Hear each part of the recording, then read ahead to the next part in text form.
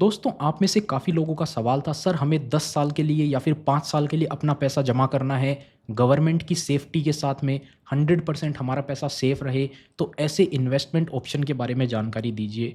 तो आज के इस वीडियो में हम बात करेंगे 5 साल के लिए आप अपना पैसा कहाँ इन्वेस्ट कर सकते हैं, एकदम सेफ इन्वेस्टमेंट ऑप्शन, और साथ ही साथ बात करेंगे 10 साल के लिए आप अपना पैसा कहाँ पे जमा कर सकते हैं। अब देखिए, गवर्नमेंट की सेफ्टी आपको चाहिए तो सबसे नंबर 1 पर ऑप्शन आ जाता है पोस्ट ऑफिस का। तो आप अपना पैसा पोस्ट ऑफिस में जमा करवा सकते हैं। अब पोस्ट ऑफिस में कौन सी स्कीम में जमा करें? पोस्ट ऑफिस के अंदर आज के टाइम में 10 से भी ज़्यादा इन्वेस्टमेंट ऑप्शन है, तो सही स्कीम का चयन करना भी एक इम्पॉर्टेंट डिसीजन हो जाता है। 5 साल के लिए कौन सी स्कीम में पैसा इन्वेस्ट करें, 10 साल के लिए कौन सी स्कीम में इन्वेस्ट करें। जैसा कि आप अब देख सकते हैं, पोस्ट ऑफिस के अंदर ये काफ़ी सारे इन्वेस्टमेंट ऑप्शन हो जाते हैं जहाँ पे आप अपना पैसा जमा कर सकते हैं। लेकिन आपके लिए कौन सी बेस्ट हो सकती है 5 साल के लिए या फिर 10 साल के लिए अगर आप देख रहे हैं, तो देखिए 5 साल के टाइम पर आपको काफ़ी सारे ऑप्शन मिल जाते हैं। 5 साल की fixed deposit, recurring deposit, monthly income scheme, national saving certificate या फिर सीनियर सिटीजन सेविंग स्कीम। 5 साल के लिए कौन सी बेस्ट है, उसके ऊपर हमने एक वीडियो अलग से बना दिया है। ऊपर आई बटन में आपको वो लिंक मिल जाएगा, वो वीडियो आप देख सकते हैं। इस वीडियो में हम बात करेंगे केवल और केवल 10 साल के लिए बेस्ट इन्वेस्टमेंट स्कीम आपके लिए कौन सी हो सकती है। तो देखिए 5 साल के लिए तो काफ़ी सारे ऑप्शन थे, 10 साल के लिए केवल और केवल एक इन्वेस्टमेंट ऑप्शन निकल के आता है पोस्ट ऑफिस के अंदर, जिसका कि नाम है केवीपी यानी कि किसान विकास पत्र। अब नाम में किसान आ गया तो इसका मतलब ये नहीं है कि ये स्कीम केवल और केवल किसानों के लिए है। इस स्कीम में कोई भी पैसा जमा कर सकता है। बात करेंगे इस स्कीम के बारे में डिटेल में, कंप्लीट इन्फॉर्मेशन, जैसे कि कौन कौन इस स्कीम में अपना पैसा जमा कर सकता है, कितना पैसा आप जमा कर सकते हैं, डिपॉजिट करने से रिलेटेड क्या रूल है, कितना इंटरेस्ट आपको मिलेगा, मैच्योरिटी पे कितना पैसा मिलेगा, प्री मैच्योर क्लोज यानी कि समय से पहले आपको अकाउंट बंद करवाना है। जैसे कि ये स्कीम, जैसा कि अभी आपको लगभग बताया, 10 साल का है, तो आपको 10 साल से पहले ही पैसे की ज़रूरत है, तो क्या आप इसको बंद करवा सकते हैं। और भी इसके क्या क्या फीचर्स हैं, और अक्टूबर 2024 में आपको क्या इंटरेस्ट रेट देखने को मिलेगा, इसकी भी बात करेंगे। और क्या इसका इंटरेस्ट जो है वो टैक्स फ्री होता है, या फिर उस पर अगर टैक्स लगता है तो कितना टैक्स लगता है, जानेंगे कंप्लीट इन्फॉर्मेशन इस वीडियो में। नमस्कार दोस्तों, मेरा नाम है राकेश और आप देख रहे हैं बैंकिंग बाबा यूट्यूब चैनल। तो चलिए आज की इस वीडियो को शुरू करते हैं। सबसे पहले बात करते हैं कौन कौन अकाउंट खुलवा सकता है। तो कोई भी एक व्यक्ति इसमें अपना खाता खुलवा सकता है जिसकी उम्र 18 साल से ज़्यादा है। आप अपना अकाउंट खुलवाना चाहें, अपना अकाउंट खुलवा सकते हैं अगर आपकी उम्र 18 से ज़्यादा है। जॉइंट अकाउंट आपको खुलवाना है किसान विकास पत्र के अंदर, तो आप जॉइंट अकाउंट भी खुलवा सकते हैं। 2 लोग मिलकर के जॉइंट अकाउंट खुलवा सकते हैं, या फिर 3 लोग मिलकर के भी जॉइंट अकाउंट खुलवा सकते हैं। गार्जियन भी खुलवा सकता है माइनर के बिहाफ पे, यानी कि अगर आपको माइनर का अकाउंट खुलवाना है तो माइनर का अकाउंट भी खोला जा सकता है। और अगर आपकी उम्र, कोई माइनर है जिसकी उम्र 10 साल से ज़्यादा है, तो वो खुद का भी अकाउंट खुलवा सकता है। ज़रूरी ही नहीं है कि वो गार्जियन के साथ में जाए, क्योंकि उसकी उम्र अकाउंट खुलवाते टाइम पे 10 साल से ज़्यादा है, तो मैच्योरिटी होते होते वो खुद जो है एक एडल्ट हो जाएगा। 18 साल से उसकी उम्र ज़्यादा हो जाएगी, तो मैच्योरिटी पे उसको पैसा वापस खुद से मिल सकता है। अब बात कर लेते हैं डिपॉजिट के बारे में, यानी कि आपको कितना पैसा जमा करना होगा। तो कम से कम आपको 1000 रुपये जमा करना होगा अगर आप पोस्ट ऑफिस की किसान विकास पत्र स्कीम में अपना खाता खुलवाना चाहते हैं। तो एक बार में ही पैसा जमा होता है स्टार्टिंग के टाइम पे। अगर आपको 1000 का जमा करना है तो 1000 कर सकते हैं, आपको 10,000 जमा करने हैं वो कर सकते हैं, आपको 1 लाख करने हैं वो कर सकते हैं। कितना भी पैसा आपको जमा करना हो एक बार में आप कर सकते हैं। अगर आपको फिर से जमा करना है तो आप उस अकाउंट के अंदर जमा नहीं कर पाएंगे, आप दूसरा अकाउंट खोल सकते हैं। कितने भी अकाउंट एक व्यक्ति खोल सकता है, जितने अकाउंट आपको खोलने हो, 1000 और मल्टीपल ऑफ 100, यानी कि आपको 1000 से ज़्यादा करना है तो आप 1100 रुपये जमा कर सकते हैं, 1200 जमा कर सकते हैं, या फिर आपको 1050 जमा करना है तो इस राउंड फिगर में आप पैसा जमा नहीं कर सकते। लास्ट में डबल ज़ीरो होना कंपलसरी है, और मैक्सिमम की कोई भी लिमिट नहीं है। अब बात कर लेते हैं इंटरेस्ट रेट और मैच्योरिटी की। तो देखिए मैच्योरिटी जो है इसकी डिपेंड करती है इसके इंटरेस्ट रेट पे। अभी का जो इसका इंटरेस्ट रेट है वो है 7.5% पर एनम का, यानी कि आपको 7.5% से आपका पैसा ग्रो करेगा। और ये जो पैसा है ग्रो करेगा, मतलब आप 1000 रुपये अगर जमा करते हैं तो ये पैसा है आपको 115 महीने बाद वापस मिलेगा। 115 महीने कितना होता है, 9 साल और 7 महीने, इतने टाइम बाद आपको ये पैसा वापस मिलेगा। कितना मिलेगा, 2000 होकर, यानी कि जितना पैसा आप जमा करेंगे डबल होकर आपको वापस मिल जाएगा। और इंटरेस्ट रेट है 7.5% का है, तो इसके हिसाब से अभी कैलकुलेशन हो रही है। देखिए स्मॉल सेविंग स्कीम की बात करें तो यहाँ पर आपका जो पैसा है वो 7.5-8% से ही ग्रो करेगा। वहीं अगर आपने आज से 10 साल पहले अपना पैसा निफ्टी 50 में इन्वेस्ट किया होता ना, तो आपको 2% का CAGR देखने को मिल जाता। वहीं आपने 5 साल पहले निफ्टी 50 में इन्वेस्ट किया होता ना, तो आपको 17.6% का CAGR देखने को मिल जाता।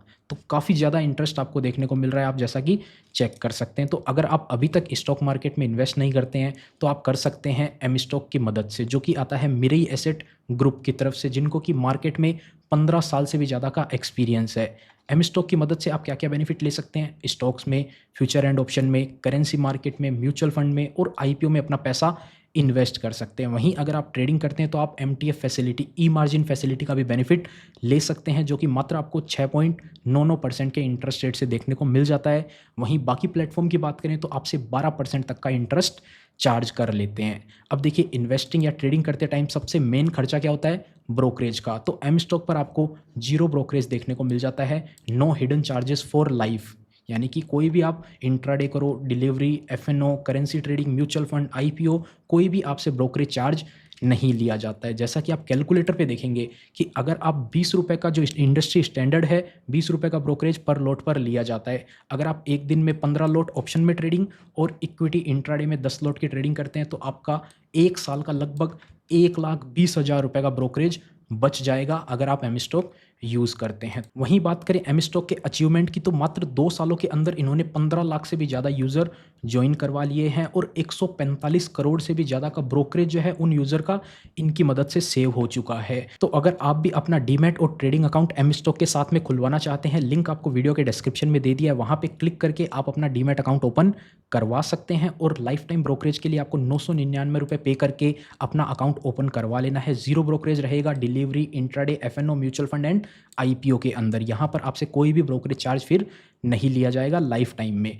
वहीं अगर आप 0 रुपये देकर भी अपना अकाउंट ओपन करवाते हैं, तो आपका जो है मार्केट स्टैंडर्ड जो चल रहा है 20 रुपये ब्रोकरेज वाला, वो एक्टिवेट करवा सकते हैं। लेकिन बेस्ट ऑप्शन यही है 999 रुपये वाला। तो लिंक आपको डिस्क्रिप्शन में दे दिया है। चलिए वीडियो में आगे बढ़ते हैं। तो चलिए अब बात करते हैं, क्या आपको समय से पहले अगर किसान विकास पत्र अकाउंट बंद करवाना है तो क्या आप करवा सकते हैं? तो आप लास्ट वाला ऑप्शन देखेंगे, जी हाँ, अकाउंट खुलने के 2.5 साल के बाद में, 2 साल और 6 महीने के बाद में आप अकाउंट बंद करवाना चाहते हैं, करवा सकते हैं। प्री मैच्योर क्लोजर की आपको पेनल्टी लगेगी 1% की, उसके अलावा आपका अकाउंट बंद हो जाएगा। बाकी 3 कंडीशन ऐसी है कि आप देख सकते हैं, अगर अकाउंट होल्डर की डेथ हो जाती है तो बिना पेनल्टी के आपका अकाउंट बंद हो जाएगा।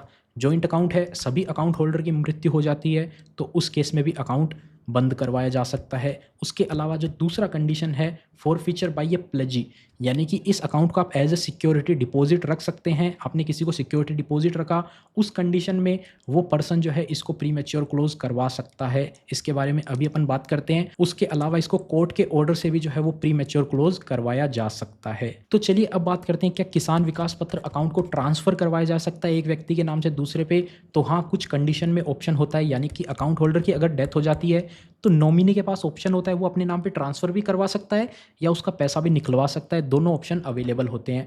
जॉइंट अकाउंट के केस में भी सेम ऐसा है। बाकी जॉइंट अकाउंट होल्डर अपने नाम पे ट्रांसफ़र करवा सकते हैं या फिर वहाँ पे भी आप चेंज करवा सकते हैं।